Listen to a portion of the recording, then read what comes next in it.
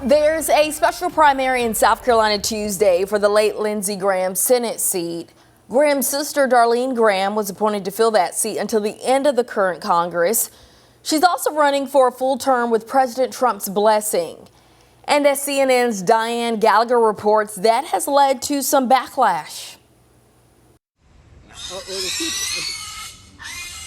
As candidates look for a way to stand out in the crowded race to replace the late Lindsey Graham on the ballot, pig math doesn't work for any of us as taxpayers. with just days to go, We'll see you at the polls on August 11th. Republicans in Charleston packed a private club to hear from most of the GOP Senate hopefuls. We are getting ready to elect a person for the next 6 years. While there are 10 Republicans on the ballot, 5 are seen as top contenders. Senator Darlene Graham, Congressman Ralph Norman and Russell Fry, former Governor Mark Sanford, and businessman Mark Lynch. The splintered field means it's unlikely one person will get a majority on August 11th, which would lead to a runoff between the top 2 vote-getters 2 weeks later. I'm really kind of looking at a couple of the top candidates and see what they have to say about particular issues. Missing from the stage in Charleston, President Donald Trump's endorsed candidate, Darlene Graham, whose campaign says has been busy in Washington with her new job in the U.S. Senate. Please raise your right hand. Republicans here were largely supportive of the president's push for Graham, who had not previously held elected office, to finish out her older brother's current Senate term. I'm here today because I'm answering President Trump's call to serve.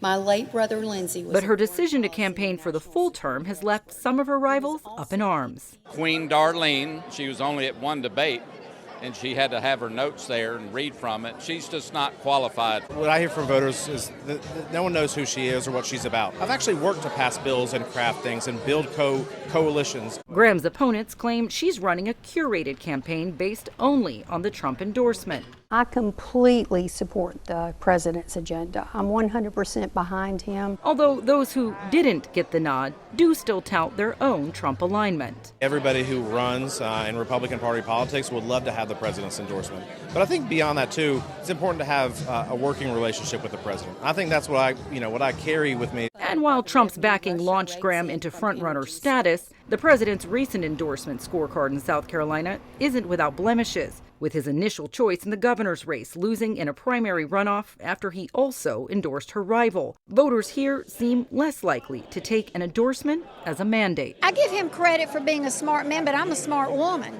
His endorsement did not mean anything or sway me in any way. Like I said, I do my own research and my own homework. Senator Darlene Graham announced that President Trump is going to hold a primary eve tele-rally for her on Monday. Now, nearly every candidate, including Graham, is scheduled to make campaign stops throughout the state over the weekend. The math tells us that this almost inevitably will go to a runoff. In fact, the South Carolina Republican Party has already scheduled a debate for the top 2 vote-getters 1 week after the primary. The eventual Republican nominee will go on to face a Democratic candidate, pediatrician Annie Andrews.